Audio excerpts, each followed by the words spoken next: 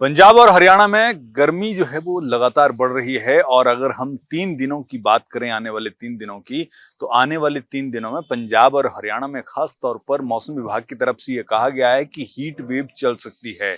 इस वक्त अगर मेरे पीछे आप देखेंगे तो मौसम किस तरह का है वो आपको देखने में लग जाएगा। और पिछले कल की अगर हम बात करें, रविवार की बात करें तो हम हरियाणा की बात करें, हिमाचल की बात करें, पंजाब की बात करें, ये तीनों ही राज्य ऐसे हैं जहां गर्मी जो है वो ज्यादा पड़ रही है। खास तौर पर पंजाब और हरियाणा की हम बात करें, पंजाब में बठिंडा सबसे ज्यादा गर्म रहा पिछले दिन, और हरियाणा की बात करें तो सिरसा जो है वो सबसे ज्यादा गर्म रहा। यहाँ पर पारा जो है वो बठिंडा में 44 डिग्री पार कर गया और सिरसा में 45 डिग्री के पार जो है वो पारा पहुंच गया। इसके अलावा रोहतक की बात करें तो रोहतक में भी पारा जो है 44 डिग्री रहा।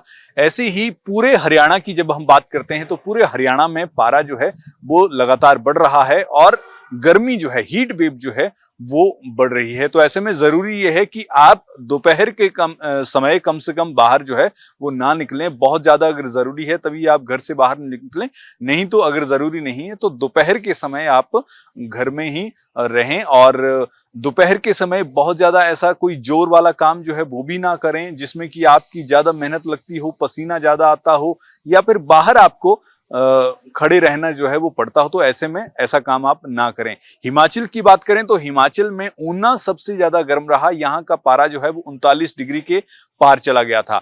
और क्योंकि अब मैदानों में ज्यादा गर्मी बढ़ रही है, हम हरियाणा की बात करते हैं, पंजाब की बात करते हैं, यहां तक कि दिल्ली की अगर बात करें तो गर्मी जो है वो पूरे अपने स्वभाव पर है। और ऐसे में पहाड़ों की ओर जो है वो लोगों ने रुख करना शुरू कर दिया है। वीकेंड की बात करें तो आप शिमला की बात कर लें, कुल्लू मनाली की बात करें, लेह की बात करें, तो यहाँ जो है वो लगातार जो है पर्यटक पहुंच रहे हैं। और खास तौर पर क्योंकि गर्मी मैदानों में ज्यादा पड़ रही है, इसकी वजह से पहाड़ों का रुख जो है वो सैलानी कर रहे हैं। और ऐसे में वीकेंड की बात करें तो 1.25 लाख से ज्यादा जो है पर्यटक जो हैं वो पहुंचे हैं।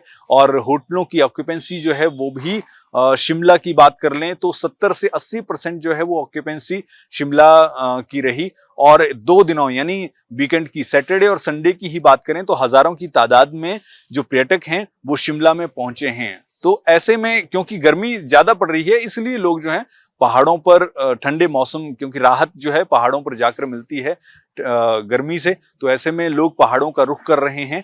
लेकिन अगर आप पहाड़ों की तरफ नहीं जा रहे हैं, आप हरियाणा पंजाब में ही हैं, तो एक बात जो आपको सबसे ज्यादा गौर करने की है वो ये है कि आपको इस गर्मी से, इस हीट वेव से जो है वो बचना है। ऐसे में आप ये कर सकते हैं कि पानी जो है वो ज्यादा से ज्यादा आप पिएं, तो उससे आपको राहत मिलेगी। और कहा यह भी जाता है कि जैसे प्याज है या टमाटर है, खासतौर पर प्याज की हम बात करें तो प्याज भी आप खाएं जिससे कि हीट वेव जो है या लू लगने का खतरा जो है वो कम हो जाता है। तो ऐसे में प्याज का सेवन आप करें।